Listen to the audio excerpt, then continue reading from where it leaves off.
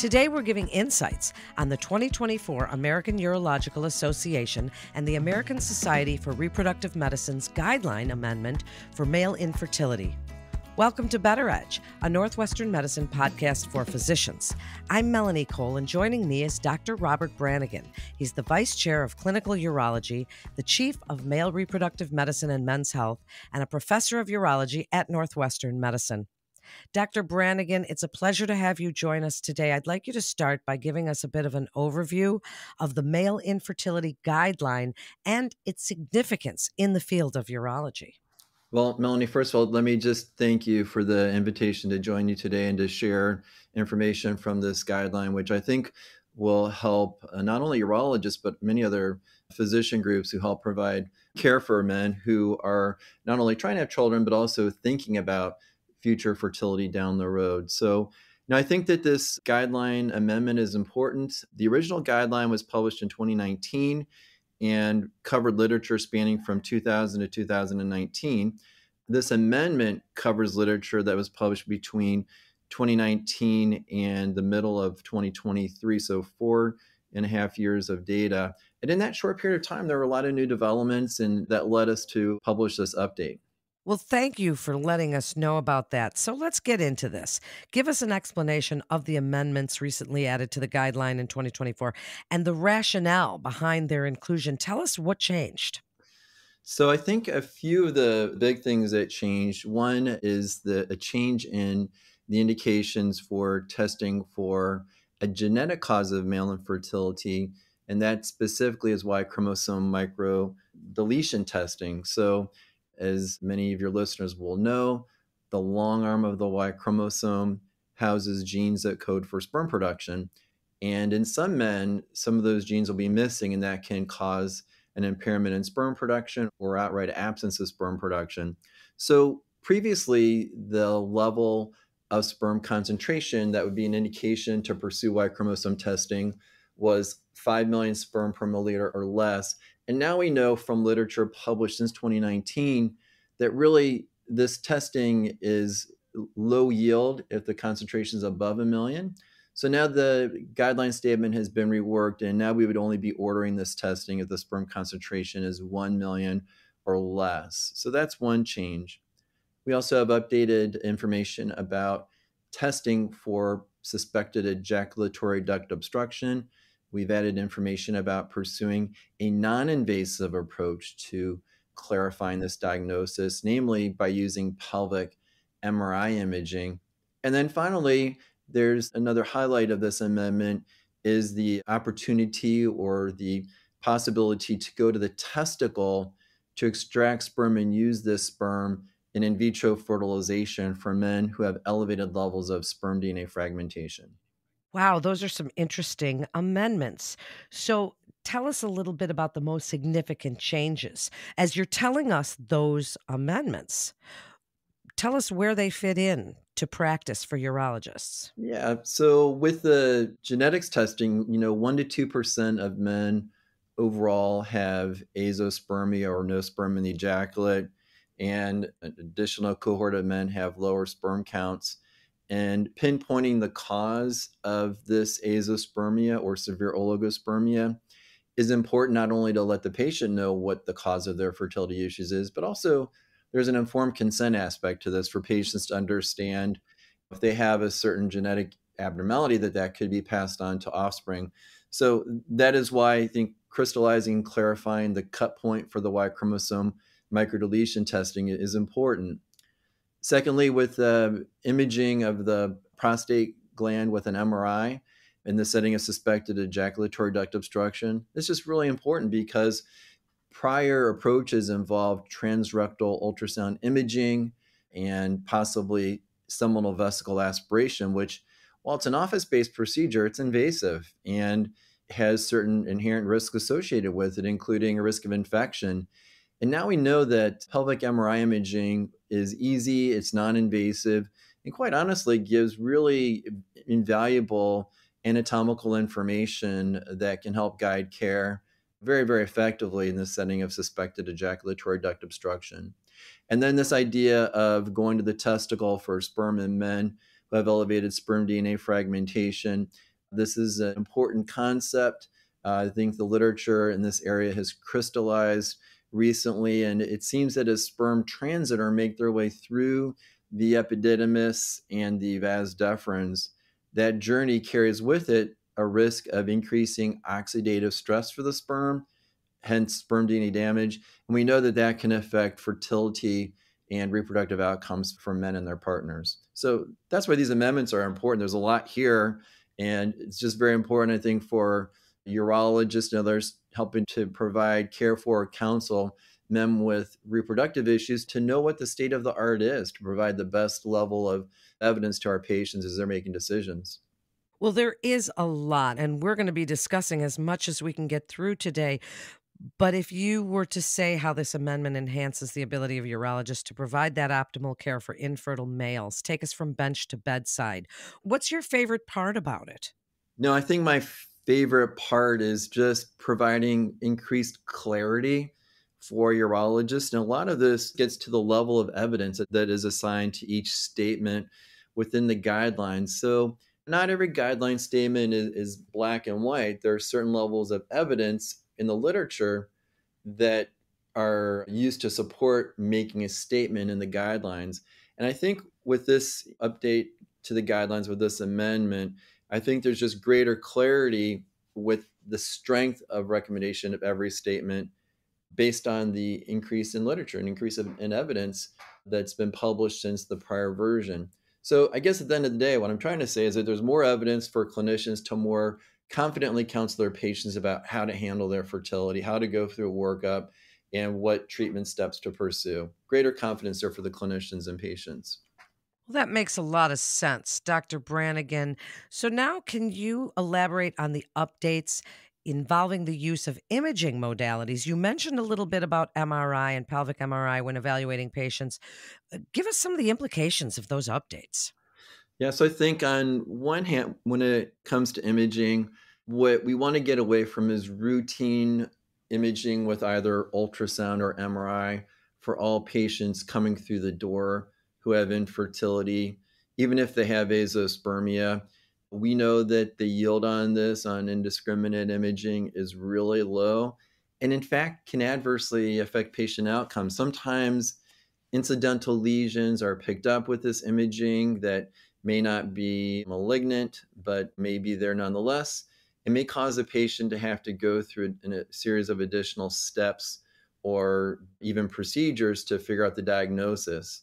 So sometimes patients will have a Leydig cell hyperplasia when they have infertility. We'll see this condition not uncommonly in men, and that may show up with radiographic changes on ultrasound imaging that may cause a patient and clinician alike concern, cause again further diagnostics when this really is not needed and wouldn't have been picked up in the first case if indiscriminate ultrasound imaging had not been pursued. On the other side of the equation, again, I did briefly mention the use of pelvic MRI in men with suspected ejaculatory duct obstruction. And I think that's a real win for both the clinician and the patient. On the clinician side, the anatomical information from a pelvic MRI, including a good look at the ejaculatory duct and seminal vesicles, is really helpful for understanding what's going on and perhaps even surgical planning.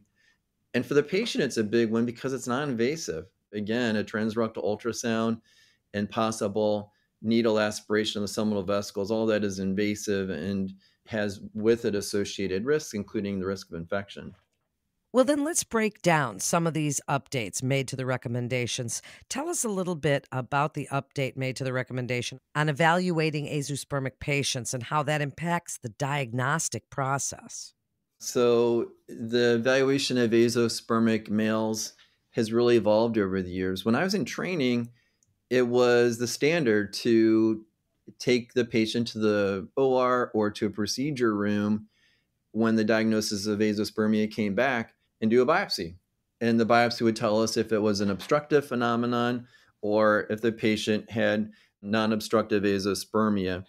And now we know, based on some important work done by actually a former resident here at Northwestern, a doctor named Richard Shore is in New York now, and Craig Niederberger, who's also here in Chicago, we know that using FSH levels and a polar length of the testicle can help us to differentiate obstructive from non-obstructive azoospermia. Again, avoiding the need to take the patient to the operating room to figure out if they have a blockage pattern or not. And this approach has a very high level of success for predicting obstructive versus non-obstructive azoospermia. So this guideline statement really underscores this notion that we should be diagnosing obstructive from non-obstructive azoospermia really predominantly in a non-invasive fashion. Now tell us about the key changes in the recommendations on karyotype testing and how that contributes to the evaluation of male infertility. So we took a look back at their karyotype testing, and while we found that the threshold for Y chromosome testing, which we often check in the same patients, would be more appropriately reset to 1 million sperm per milliliter, really, there's not been any change in evidence for karyotype testing. And so, for any man who's got a sperm concentration 5 million or less, those patients should undergo karyotype testing. And as I think most of your listeners know, both the Y chromosome testing and the karyotype testing are blood tests that are very easily obtained. The most common abnormality that's going to be found on karyotype testing is Klinefelter syndrome. And I would just encourage your listeners to be mindful of the fact that the karyotype abnormalities in Klinefelter syndrome, the phenotype, is commonly not present in all patients. So there's a common karyotype of men having visceral fat and tall stature, sometimes gynecomastia. And very often these patients do not have any of those findings on physical exam. Dr. Brannigan, the guideline amendment introduces a new recommendation on the utilization of testicular sperm in non azospermic patients. Tell us a little bit about the rationale behind that recommendation and its benefits. Melanie, this is an important point. I think one of the really novel aspects of this particular guideline statement.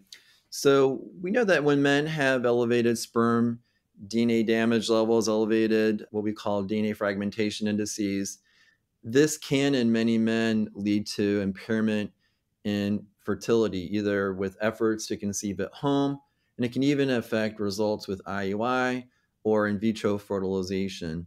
And just as a brief review, the way these elevated DNA fragmentation levels come about is, we think, through oxidative stress. And so oxidative stress comes when there's an excess level of free radicals. These are molecules that have an extra electron present in them. And these free radicals can damage the sperm directly. They can damage the sperm membrane. They can also damage the sperm DNA within.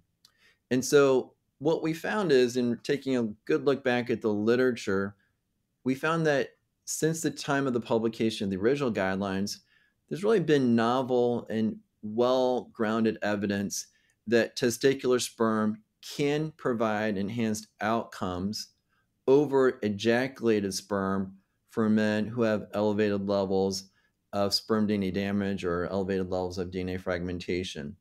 And so, what we're offering these patients now is the opportunity to go to the testicle and extract sperm and use that sperm in vitro fertilization. So there's a good amount of literature now showing that this can enhance reproductive outcomes for couples. So the good news is, when we tend to think about a microtesting procedure, this can be a fairly invasive procedure with an extended recovery. The good news is, for these patients with elevated DNA fragmentation levels, is that it's a pretty straightforward procedure. We know they've got sperm production present, and we're simply going in and quickly and easily removing a piece of testicular tissue and then using that for IVF. There's some new literature not commented on in the guidelines, but I think it's important to note. Some work really coming out of New York, Dr. Schlegel and his group, looking at increased frequency of ejaculation. In other words, really kind of purging the system, having a number of ejaculations in a short period of time. And the notion there is that we're decreasing the transit time in the excurrent ductal system. And that has, based on some literature, been associated with a decrease in DNA fragmentation levels. And so the jury's still out on that one in terms of having really firm evidence, but that's going to be another issue that will certainly be looked at, or another approach that'll be looked at carefully as time marches forward. But for right now, there's certainly good evidence to support the option of going to the testicle for sperm in this setting. Doctor, how do the updated World Health Organization reference ranges for human semen characteristics affect the diagnosis and management of male infertility, and does this have global implications? The World Health Organization is the organization that oversees the performance of semen testing, and they also are the organization that dictates the reference ranges for semen parameters. So, semen analysis reports in Europe and Asia, North America, South America look very similar because they have the same standards, which is so important within our field to have standardized reference ranges. So, since the time of the publication of the last infertility guidelines, since that time, a new edition of the World Health Organization Laboratory Manual on the examination and processing of the human semen has been published. So, this is the sixth edition. So, I would say that there really are not earth shattering changes in this sixth edition by the WHO, but we felt it was important to reflect the current reference ranges in our guidelines amendment. And that's what we did throughout the guidelines document. We did update those. Tell us a little bit about male infertility globally, Dr. Brannigan, and why this is so important. I mean, we're having this discussion today, but this is really of global importance when we're looking at these recommendations. So I'm glad we're taking a step back here because this is so important. So if we look at couples, about 15% of couples will have difficulty achieving a pregnancy.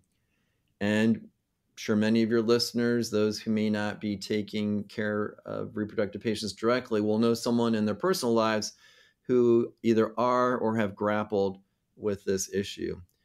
And so, if we look at the causes of infertility, we find that about half of couples have a male factor involved.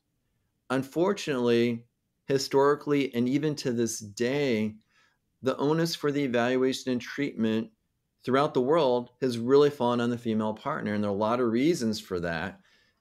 But it's unfortunate because, again, the burden for diagnostics and treatment have often fallen to the female partner.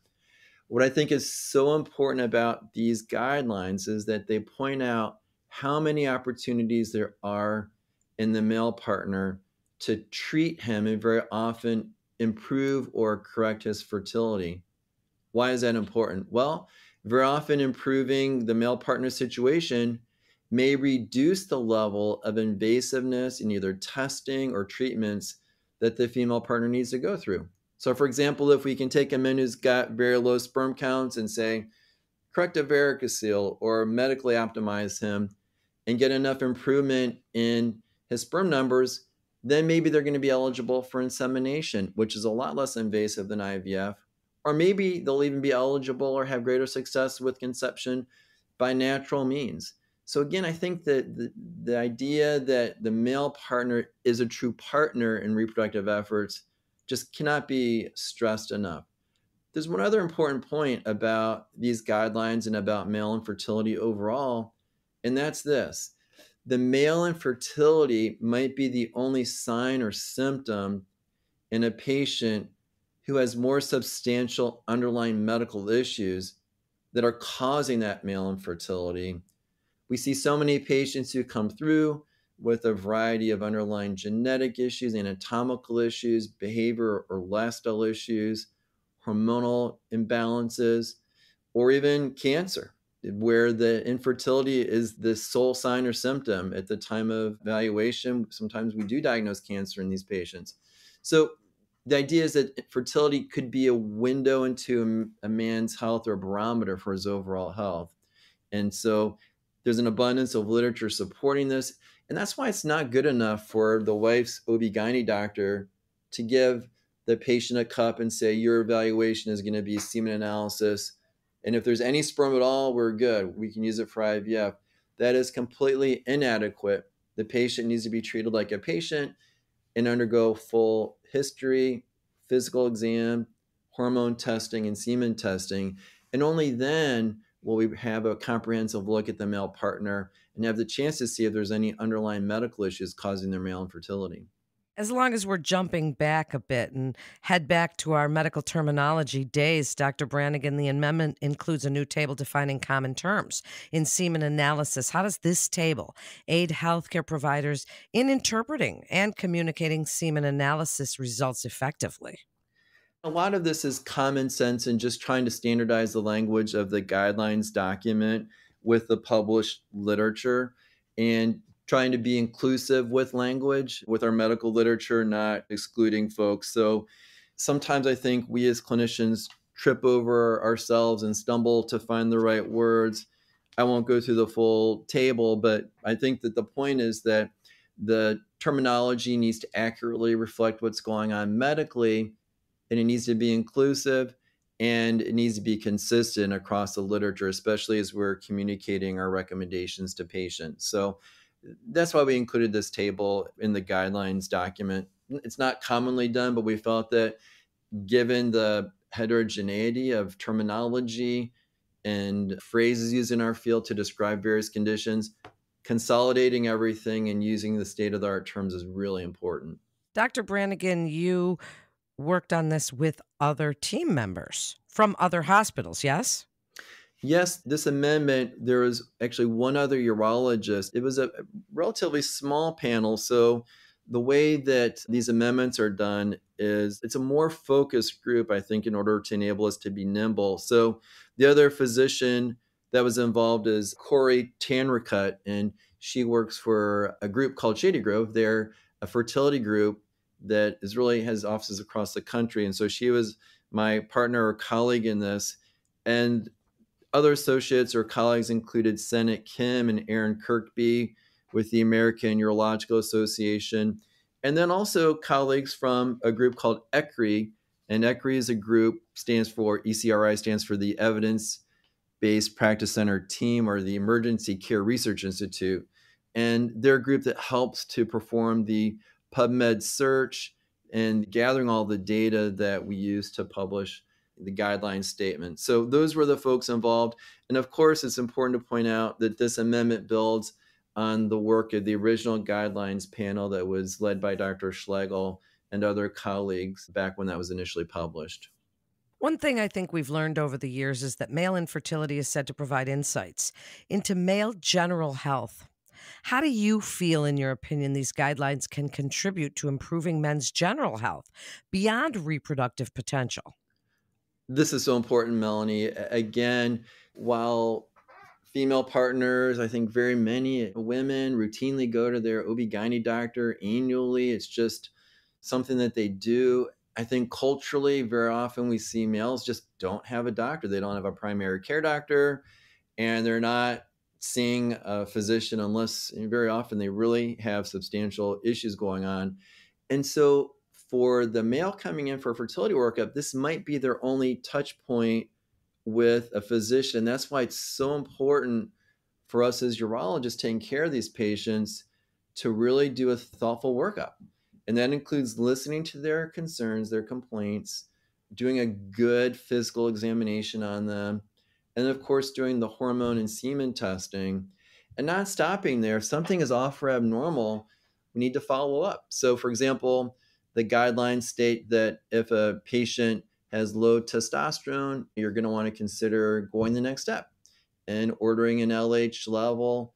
And if that's low, ordering prolactin. So by this pathway, we might diagnose pituitary abnormalities that could be representative of either hypogonadotropic hypogonadism, like Kallman syndrome, or a prolactinoma with prolactin excess, which can certainly be a significant medical issue, a serious medical issue.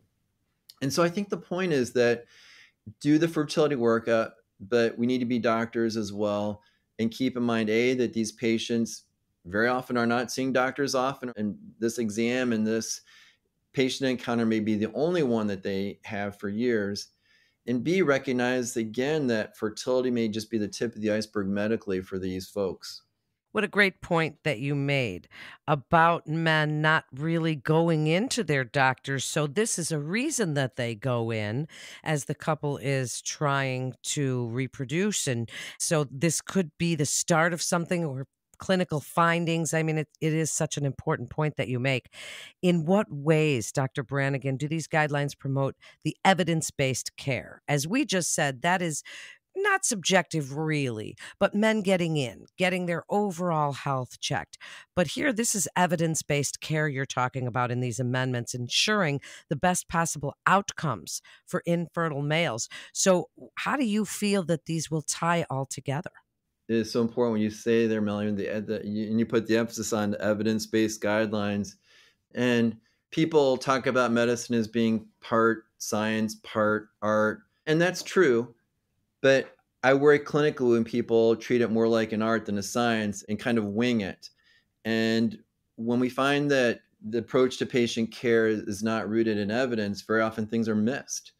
And important opportunities for optimizing health can be missed, and important medical diagnoses can be missed. And so that's why I think really being familiar with the guidelines and using them as a roadmap to help in patient care is imperative.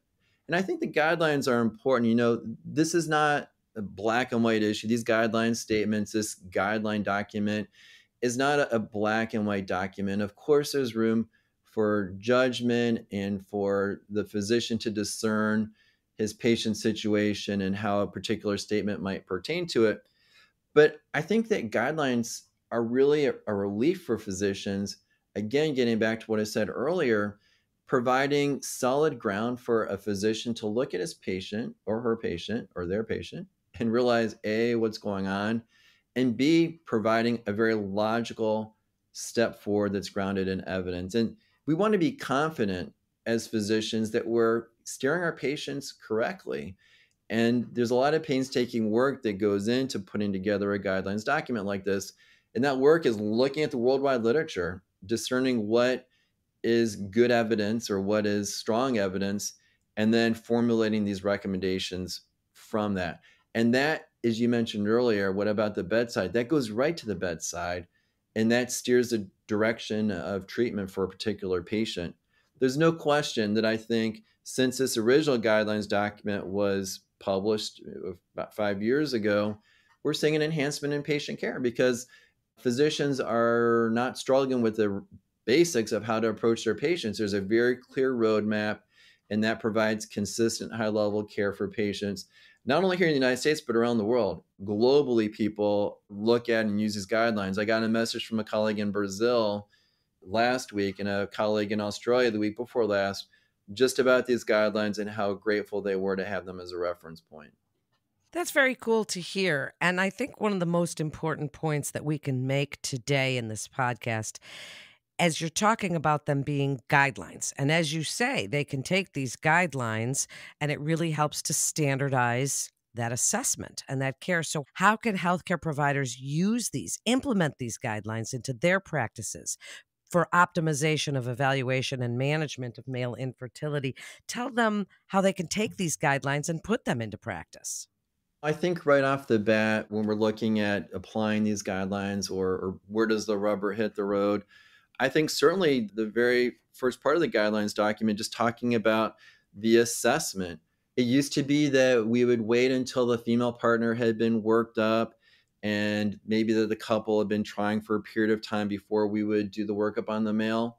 No, now we know the guidelines clearly state, statement one, the evaluation of the couple should be concurrent. If we don't do a concurrent workup, we're going to waste time for the couple. And as we know, time is often of the essence, especially on the female side of the equation.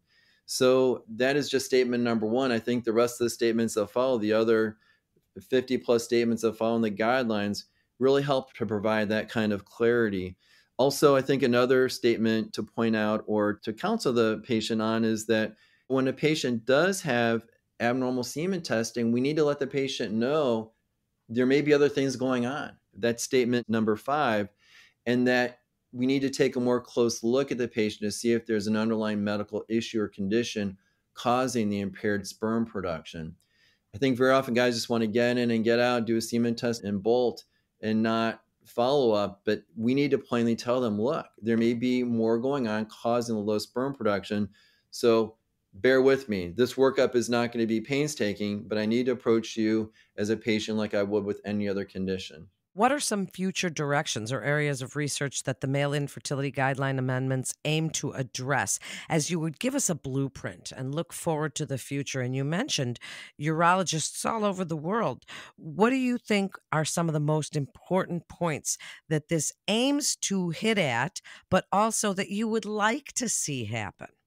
So, first of all, is the issue of really being able to provide more clear diagnostic information for the patient. Very often, we don't know what is causing the lower sperm counts or the impaired fertility in men or women.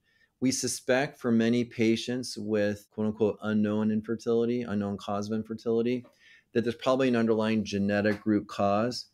As time goes on and the years march on, there's more and more research identifying very specific genetic issues or changes that can cause male infertility, and that's helpful. But I think being able to provide more solid specifics for our patients will be a big advance. And so ongoing genetic studies are happening, and that will help us be more specific with patients. Another area of research that is really interesting is the following. Dr. Jason Hedges is a urologist in Oregon at Oregon Health and Sciences University, and he's an MD PhD who's doing primate research on marijuana and cannabis. So many of our patients are recreationally using marijuana and cannabis products, and there's really been a limited amount of literature to this point in time looking at what effect does it have on health? What effect does it have on reproductive health? Dr. Hedges is showing very interesting work in primates. So, as close as you can get to humans in terms of research, showing an adverse effect of cannabis and marijuana products on fertility in both male and female primates. And we do think this information translates to the human experience. So, this is something that we really counsel patients carefully. And I think a lot of patients figure, well, if it's legal, it must not be harmful. And it seems that that couldn't be further from the truth. Now we do know it's not just smoked or inhaled marijuana, but also edible products that can have an adverse effect on fertility. And one other thing that I think really we need to look at is vaping. Vaping is so prevalent, but there's really limited information about how that affects fertility. So there's a lot of areas in which we can do research and advance our field. There's research underway looking at each of these issues. And our patients want answers. And it's our job, I think, to go out there and get answers to a lot of these questions so we can provide them more effective counseling on what is causing their infertility. Dr. Brannigan, what an enlightening discussion we've been having today. As we get ready to wrap up, you mentioned lifestyle, and we haven't even really talked about that. We've been talking about diagnostic criteria and assessment and possibilities for other conditions going on, but we really haven't discussed lifestyle and the assessment there. You mentioned vaping and cannabis, but there's smoking, there's alcohol, there's stress, there's exercise and obesity. I mean, there's a lot that goes into male infertility, right? So as we wrap up, I'd like you to speak to other providers, put this all together for us, what they should consider in the evaluation and management of male infertility. Put it all together with us, how you approach patients and why these amendments were so important. Great, Melanie. Well, I appreciate the opportunity to do this. So, just to my colleagues out there, be they urologists or others, internal medicine, family practice, endocrine physicians, whoever, and you have a patient who comes to you asking for a fertility workup, I think that standard approach is really a good reproductive history. You want to ask them how long have they been trying to conceive? Have they had any prior pregnancies? Have they achieved any prior pregnancies? Do they have any children? And something that's often overlooked is sexual health. The stress of trying to conceive causes erectile dysfunction issues in about 15 to 20% of men. This often goes unspoken. So, asking the patient about that, explaining that it's common, and treating this situational ED if they have it is important. Moving on from the history, the next step would be a physical exam. And it's just looking for things that can affect fertility. Varicocele are prevalent. About 20% of men have them, and we know they can impact fertility in a lot of guys. Also, looking for evidence of perhaps absence of the vas deferens or epididymal inflammation or obstruction. These are things that can sometimes be picked up on physical examination. The blood work, the hormonal assessment's really easy. Typically, it would involve a testosterone and FSH level, and sometimes adding in prolactin and estradiol levels and LH levels as well. And finally, the last part of the testing is semen testing. And so the good news is that this evaluation is actually really straightforward, and we're seeing many couples where they realize the male factor evaluation is very quick and easy, and they come to us first to see what's going on the male side before even pursuing a female workup. So I think, again, history, exam, blood work, semen testing are really the basic building blocks. And from there, based on what you find, that's when you turn to the guidelines and figure out what the next steps are for a particular patient. Just a brief word, I talk to all my patients about lifestyle optimization. Patients are super motivated. They want to know what they can do. So for our patients, I actually give them a document. It's a medical publication published in Fertility and Sterility called Optimizing Natural Fertility. The first part talks about the steps couples can take to optimize their chances for conceiving at home naturally, talks about the timing and mechanics of intercourse, and also the use of ovulation detection kits. And then the second part talks about behavior and lifestyle issues for both the male and female that can help optimize their fertility. We see so many couples where there may be issues with patients being overweight or obese. We know that can have a real strong adverse effect on fertility. The increased fat mass can lead to conversion of testosterone to estradiol. That can lower testosterone and that can suppress sperm production. So optimizing diet, optimizing exercise can have very real effects on the hormonal panel, and in turn, by optimizing testosterone levels, can help further optimize sperm production.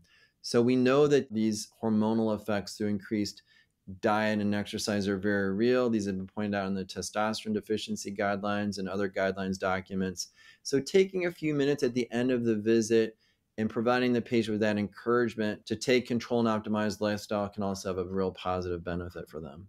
What a great conversation that we've had today, Dr. Brannigan. You are an excellent guest. Thank you so much for joining us. To refer your patient or for more information, please visit our website at breakthroughsforphysicians.nm.org/urology to get connected with one of our providers. That concludes this episode of Better Edge, a Northwestern Medicine podcast for physicians. I'm Melanie Cole.